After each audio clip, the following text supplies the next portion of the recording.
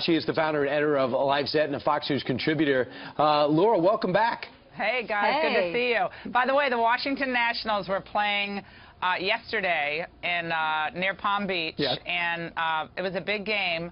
I got tickets, and I didn't go. Isn't that awful? I had a little work to do. Okay? I had a little work to do. I guess it was Sunday. I had a little work to do, so couldn't do it. That's great. Are you still down there? It's going to be no, I'm back in Washington, but it's going to be a great season for the Nationals. I have a feeling it's going to be fabulous. There's a report today that the president will throw out the first pitch of the national game and then go into the booth perhaps for a while. Fantastic. Want to see it? Got to throw it right down the pike though. You can't no balls. Got to throw it right. Got to right high and brush them back from the plate. All right. Meanwhile, let's talk a little bit about what's going on in the news. The very latest is Nunes yesterday shocked everybody because he came out and he said, hey, yeah, I had a source. Apparently it's a whistleblower. I met him at the White House last week. Of course, the mainstream media now saying it looks like, you know, he has a source in the White House. There's no evidence of that. It clearly is somebody from government who had access to something. The reason they use the White House, and you know this better than anybody, is because apparently at the National Security Council suite of offices, they've got access with this super secret computer. What do you think about the fact now that because the Democrats say Devin Nunes is colluding with the White House to save Donald Trump, he should step aside?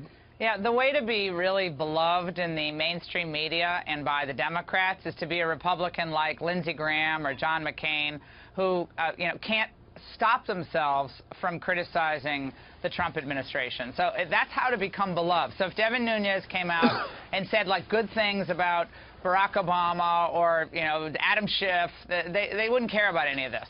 Democrats used to actually like whistleblowers. I thought Democrats thought whistleblowers were great at one time, not in the not-so-distant past. But now we have people inside government who apparently are seeing the corruption up close and are alerting congressmen to what they see. And now the Democrats are against that. Don't Democrats care about the U.S. government perhaps incidentally spying on government officials or an incoming administration? Laura, this I think they'd care if it were Obama. Right, this is the way it's supposed to go. If somebody has information and there's a hearing, you go to somebody in the committee and you say, hey, I've got secret information, and then they try to get whistleblower protection, right? Yeah, that's how it normally goes. But in this case, what they're doing with Nunes is that they're using the classic Alinsky tactics, demonize him, try to drive him out of his position of head of the committee, get people like Lindsey Graham and others to go after him, keep the media drumbeat going until they hope they drive him out. And they said, oh, there can't be a credible investigation. Look at all these people who are coming out and saying he's not leading an objective investigation. Well, and none of the reporting that I've seen indicates that Devin Nunes can't lead an objective investigation. When he did that initial press conference or press availability with Adam Schiff, I mean, that was bipartisan, right? I think one thing really. in Lindsey Graham's defense, I think it's John McCain kind of on his own in terms of criticizing him. I think he's been talking to the president pretty consistently of late, and I think he is a fan of Devin Nunes. Well, he was on he was on the Today Show this morning. I believe it was this morning, saying that Devin Nunes is leading like an Inspector Clouseau investigation. That doesn't seem too positive to me. Well, I just talked to him. He had a different take. Do you think it even matters? You heard Trey Gowdy saying the White House, the Waffle House. I mean, does that need to be the focus, where this all happened, or the focus that he could determine who's doing this leaking and who is unmasking? I think we have a disturbing situation in the United States when the intelligence agencies or contractors who work with them can selectively unmask the names of U.S. Officials or American citizens just because they feel like it or because they have a political agenda.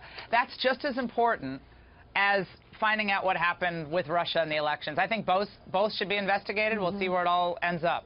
But both are very important. But what about the attack plan on some of the people we just saw video of?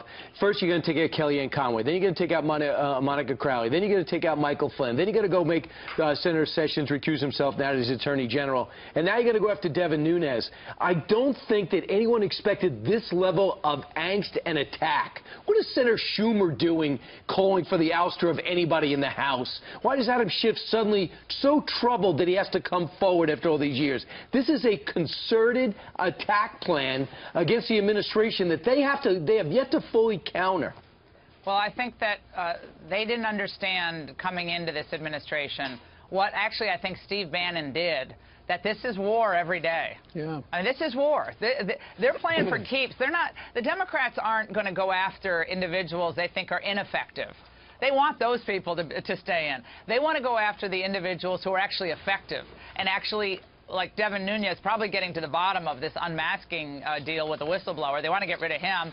Someone like Bannon, they'd love to get rid of him. He's an economic populist, the issues that Trump ran on, et cetera, et cetera, et cetera. So this is about, and I've said this before, they want Trump out.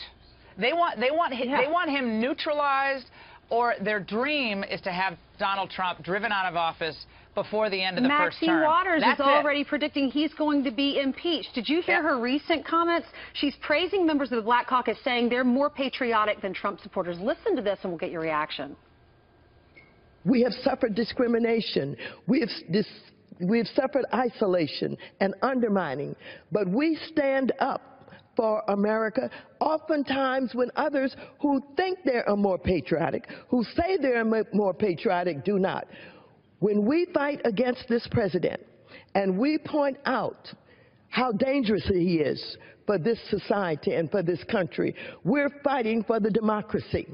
We're fighting for America. We're saying to those who say they're patriotic, but they turn a blind eye to the destruction that he's about to cause this country, you're not nearly as patriotic as we are. I don't even know what that exactly means. Who What's do you your think take? she means we are?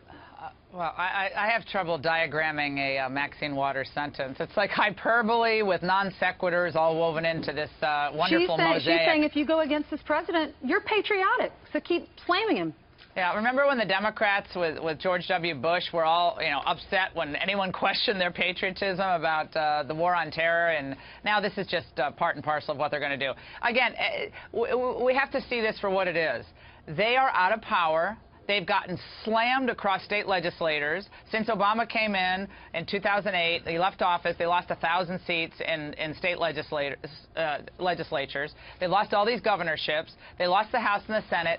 This is all they have, and this is all they're going to do day in and day out. It's up to the Trump administration to keep focused on the important issues that they campaigned on.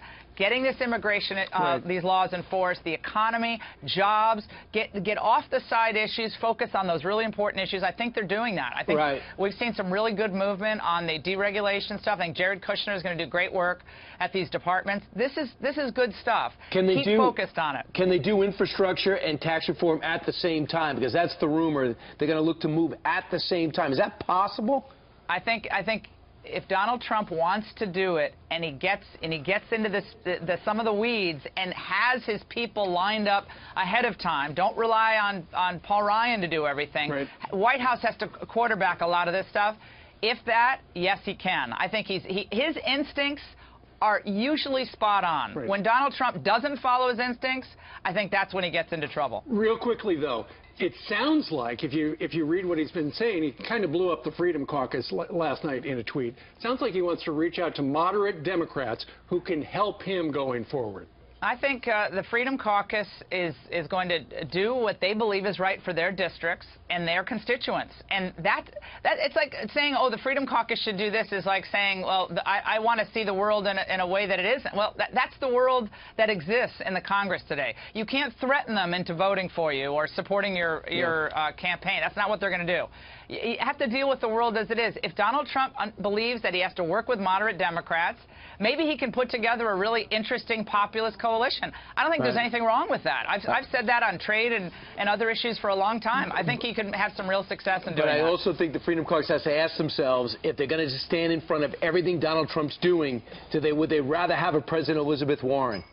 I agree. They have to make some very serious calculations from now until the end of the 100 days and the end of this year. they can't say no to everything, but they also have to be true to their constituents and their own promises that they made to their own voters. But I agree with you. It's a very difficult balancing act, but Donald Trump should stick to his instincts. They're really good, contrary to what the media likes to report. I was down in Florida over the weekend, and I was talking to somebody, and I said, what do you think about this health care thing and Trump? He goes, look, he's just trying to create jobs. Washington is trying to keep him from doing his job. Being successful. I mean, be successful. I mean, grow this economy. If the economy begins to falter, if the market takes a massive hit, and he continues to be less popular than he wants to be, it's going to be harder for him to get these initiatives through. He has to be a popular president in order to push forward these big initiatives, and I think he understands that. I really do. All right. Laura, go run LifeSet and do your radio show in 45 minutes. Go Nats. All right. Thanks, Laura. Okay.